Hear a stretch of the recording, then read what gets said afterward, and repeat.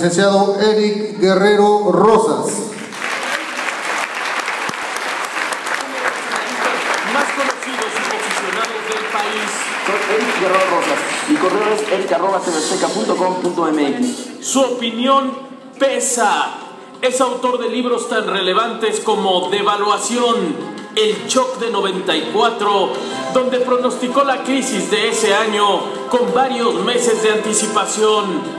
También de La herencia de Calderón, Auge, Euforia y Crisis, en el que previó que durante la segunda parte de aquel sexenio, México crecería a tasas de alrededor del 5%, lo que fue en su momento confirmado por el gobierno federal. En este momento hay coincidencia de que México puede crecer entre 4 y 5%.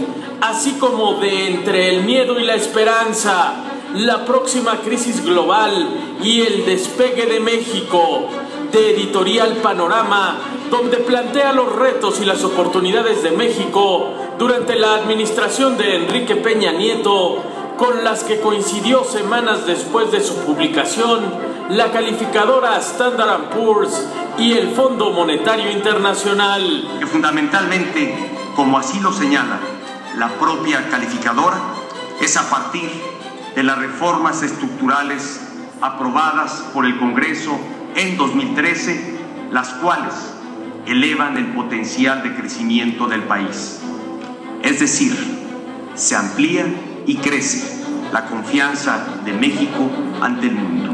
Los trabajos de Eric Guerrero Rosas cuentan con reconocimiento nacional e internacional gracias a la certeza de sus escenarios, tanto políticos como económicos. Pronosticó con meses de anticipación el crack de la bolsa de 1987 en uno de sus primeros artículos y advirtió que miles de familias y personas perderían sus ahorros y patrimonio. Desde 1998 señaló que el escenario estaba puesto para la derrota del PRI en las elecciones de 2000 y la realidad le dio la razón.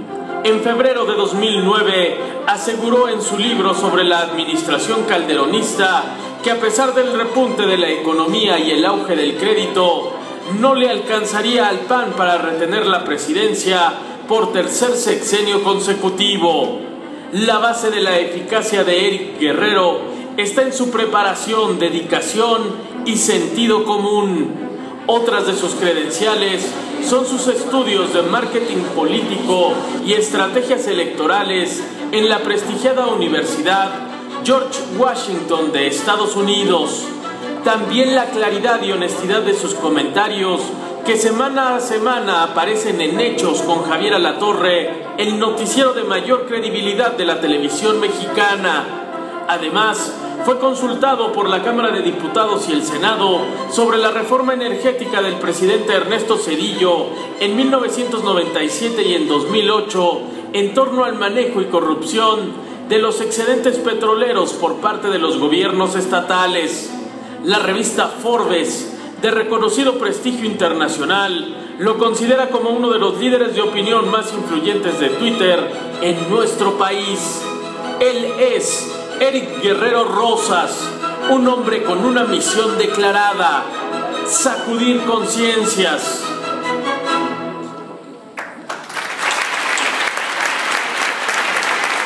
Muchas gracias. Muy buenos días. En primer lugar, quiero agradecer a Canaco Servitur Poza Rica y a la Universidad del Golfo por esta gentil invitación que me han hecho para tratar un tema muy importante: la situación económica actual del estado de Veracruz, ubicada en el contexto nacional, y qué es lo que podemos esperar de 2015 en adelante según mi punto de vista. Y bueno, antes de entrar en materia, quiero comentarles que estoy por cumplir ya 20 años trabajando como comentarista del noticiero Hechos de TV Azteca que conduce mi compañero Javier Alatorre. Y créanme que trabajar en televisión en ocasiones resulta algo incómodo. Y se los digo porque he vivido algunas situaciones algo incómodas también en este sentido.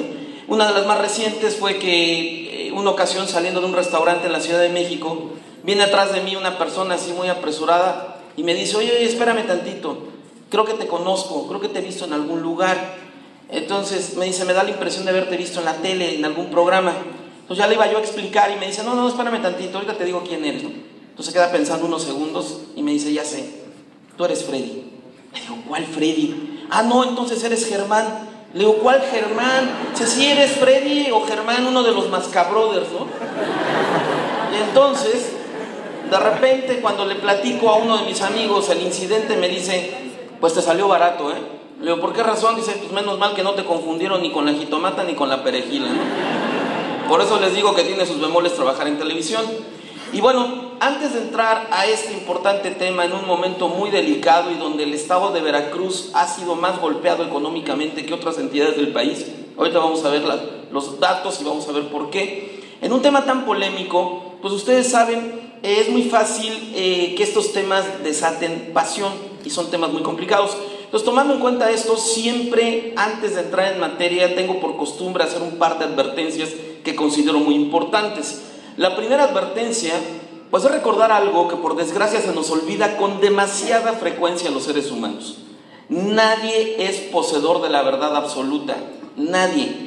Sin embargo, hay personas que apoyados en sus títulos académicos, en su experiencia o en el éxito que han logrado a lo largo de su vida, pues son personas petulantes, chocantes, insoportables. O sea, se sienten bordados a mano, se creen la divina garza, se comportan como si fueran una especie de seres iluminados, superiores, y están convencidos que su opinión es la única válida, que está por encima de la de los demás.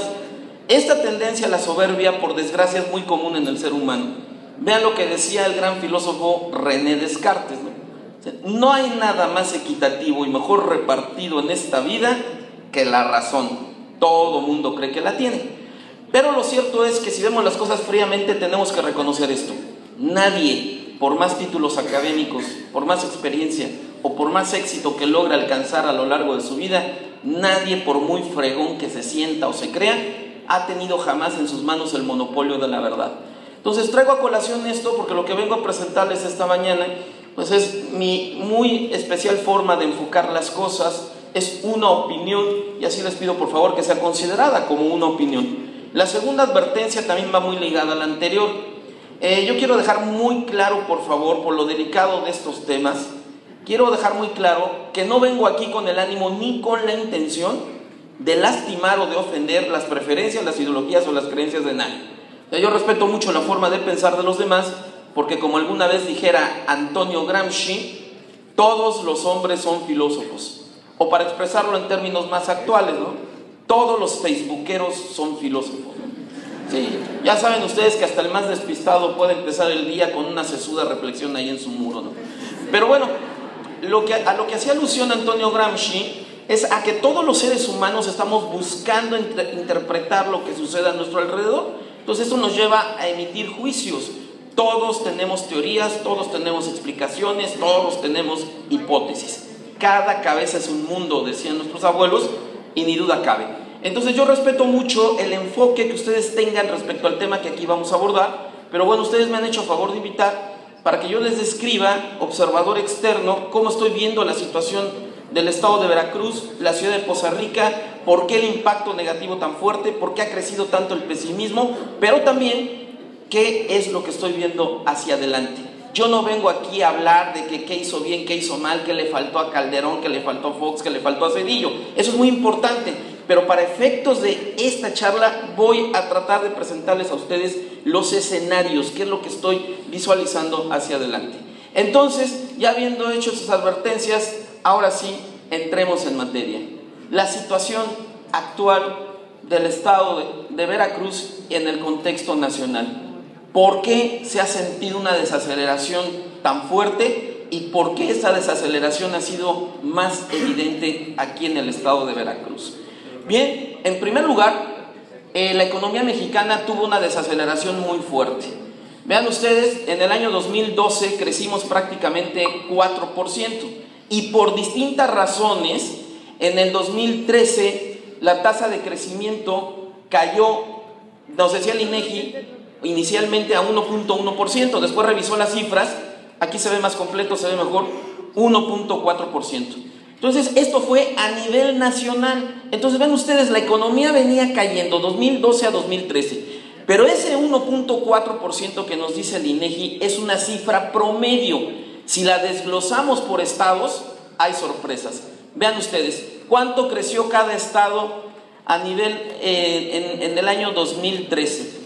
Vean casos sorprendentes. Baja California Sur, que hasta antes del huracán, porque ahora están en una recesión tremenda por cuestión climática adversa, pero antes del huracán 2013 crecieron casi 6%, un auge muy fuerte, y ustedes me dirán, bueno, ¿gracias a qué? Fundamentalmente actividad turística y concentrada en la ciudad de Los Cabos, ¿no?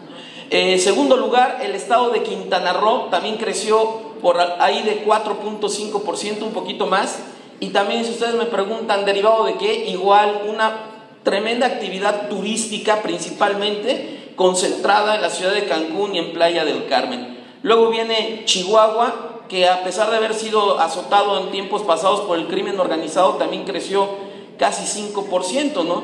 Y luego hay controversias, porque ahí me decían en Chihuahua, ay, es que el gobernador nos está diciendo que fuimos el estado que más creció en el 2013. No, le digo, cifras del INEGI, fue alto el crecimiento, pero está en tercer lugar a nivel nacional. No, es que el gobernador dice que fue más de 5%. No, le digo, pues a lo mejor lo que está haciendo el gobernador es agregarle la tasa de IVA a la tasa de crecimiento, ¿no? Pero cifras de INEGI reflejan 4 punto y tantos. Y entonces a otros estados no les fue tan bien, ¿no? Y recuerden, promedio nacional 1.4, pero a ver, vamos a buscar Veracruz, ¿dónde está? Acá está Veracruz. Vean ustedes, prácticamente estancada la economía veracruzana en el 2013, muy por abajo del promedio nacional. Obviamente a otros les fue peor, vean ustedes nada los casos más dramáticos, ¿no? Sinaloa, Chiapas, Zacatecas o Tabasco, que tuvo una caída prácticamente de menos 3%. Ahora, ¿cuáles son las razones? Algunas de las razones más importantes que explican esta caída y por qué se sintió con más fuerza en el estado de Veracruz en 2014. Datos de la Facultad de Economía de la Universidad Veracruzana confirman que el estado de Veracruz en 2014 técnicamente está en recesión. ¿Cómo se define una recesión? Del libro de texto. Ustedes checan un libro de texto de economía y el libro de texto les va a decir, cuando se dan 2 trimestres consecutivos con caídas, 2 trimestres, técnicamente es una recesión. ¿Y qué tenemos aquí en el estado de Veracruz? Bueno, que en el último trimestre del 2013, menos 1.7, después, primer trimestre de 2014, menos 0.5, y en el segundo trimestre, menos 0.4. Entonces, aquí en este escenario, pues es lógico que crezca el pesimismo, ¿no? Que aumente el desánimo. Yo me acuerdo en situaciones similares, alguna vez un empresario me dijo, de la construcción, esta crisis está tan dura, está tan difícil, que te juro que si mi mujer se fuera con otro, yo me voy con ellos, yo me les pego, ¿no? Así como que no me dejen solo, ¿no? Ahora, ¿qué explica esta caída en el estado de Veracruz?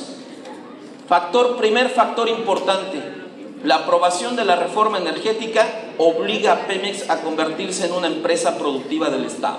Entonces, la obligación de los directivos de Pemex, que van a estar sujetos a auditorías y a eventuales castigos si no cumplen con las metas, les puede llegar a costar el puesto.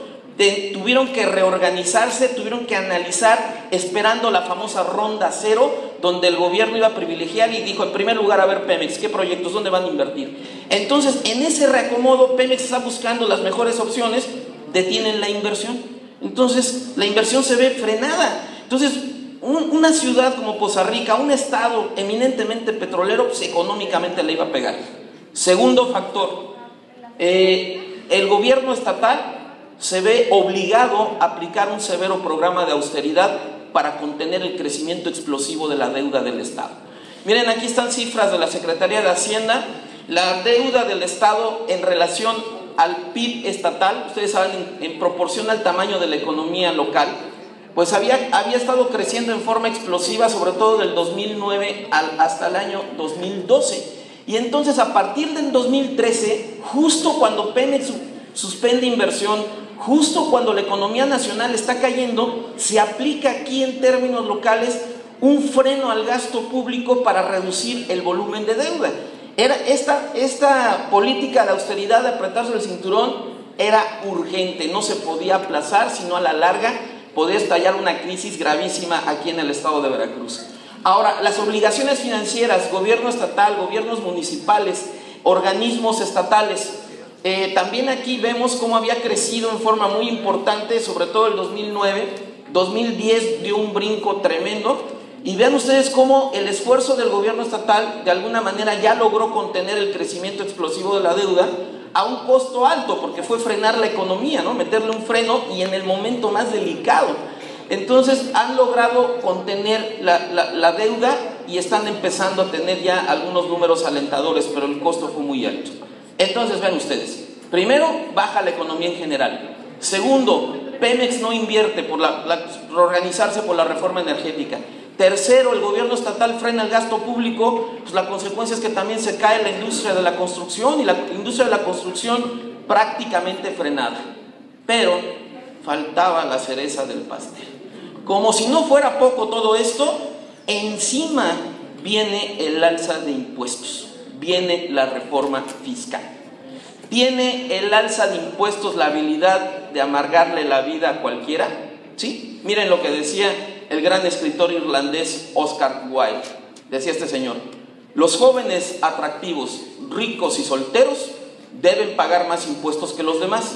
Dice, sí señor, porque no es justo que unos sean más felices que otros. Sí, o sea, la filosofía de la envidia, ¿no? Pero también se me ocurre, no entiendo, se me ocurre comentarle a un amigo también, mira, cuando estaban negociando la fiscal en el Congreso, digo, mira lo que decía Oscar Wilde. Pues el amigo ve la frase, levanta la ceja, se me queda viendo y me dice, bueno, ¿y tú de qué te preocupas si de todos modos quedarías exento? No, qué buena onda, ¿no? Me levantó el ánimo. Entonces, toda reforma fiscal, si ustedes checan lo que sucede en cualquier parte del mundo, subir los impuestos va a dañar a cualquier economía de entrada. Ya si se invierte bien la lana, puede dar beneficios a futuro. Pero de entrada, cualquier reforma fiscal es potencialmente recesiva. ¿Qué tan grande y cuánto va a durar el daño? Depende en el momento del ciclo económico en la que se aplique la reforma fiscal. Si un gobierno aumenta los impuestos cuando la economía está creciendo fuerte, 4 o 5%, cuando hay mucha actividad económica, pues el trancazo va a doler, pero va a ser relativamente pequeño y de corta duración, o sea, es soportable. Pero ¿qué pasa cuando un gobierno eleva los impuestos en el punto más bajo del ciclo, cuando la economía está cayendo? Pues entonces el daño va a ser más duro y más perdurable, ¿no? Entonces eso fue lo que sucedió en México. Está cayendo la actividad económica, el golpe es más fuerte aquí en el estado de Veracruz por las razones que veíamos en la ciudad de Poza Rica, y encima aumentan los impuestos. ¿Por qué la reforma fiscal va a provocar un daño? Lógica económica, sentido común. Todos sabemos que los recursos son escasos, no alcanza para todo. Entonces, si de repente vienen las autoridades y nos dicen, con permiso, meten la mano en nuestro bolsillo y nos dicen, voy a sacar unos billetitos más porque me urge aumentar la recaudación, ¿cuál es el efecto? Empiezan a jalar la cobija hacia ellos. Entonces, para nuestra clase política, pues a toda, aumenta su presupuesto a nivel federal, a nivel estatal, a nivel municipal. Pero nos descobijan a los ciudadanos, a la iniciativa privada. Entonces esto representa menos consumo, menos ahorro, menos inversión. Banco de México ya lo había advertido. En un análisis que hizo a finales del 2013, el Banco de México nos decía, aguas, viene un coco bastante fuerte con la reforma fiscal. Y entonces dice el Banco de México, en esta gráfica lo calcula, dice, de todas las fuentes y los usos de los recursos financieros de la economía, como porcentaje del PIB en relación al tamaño total, ¿qué va a pasar con la reforma fiscal del 2013 al 2014? Entonces dice Banco de México, pues al mismo tiempo que van a aumentar los recursos disponibles para las autoridades en todos sus niveles, pues en esa misma medida va a bajar la disponibilidad de recursos para el sector privado. Y dice Banco de México, aguas, no va a ser fácil, va a costar la aprobación de la fiscal. ¿Qué hemos visto en lo que va de 2014? Comprobado por la evidencia empírica. Las autoridades felices, con bombo y platillo, está aumentando la recaudación, aumentó casi 8% en términos reales, arriba de la inflación. Y entonces el gobierno federal nos dice, pues está aumentando el gasto público, también está aumentando más de 8%, y las notas de periódico, noviembre 5, 2014, reciben estados recursos récord. Ustedes decían, bueno, ¿y por qué no se nota aquí? Programa de austeridad para ir descontando el volumen de deuda, no tanto canalizado a obra pública ni nada de esto, sino pago de deuda, por eso no se notó acá. ¿Y cuál es la contraparte?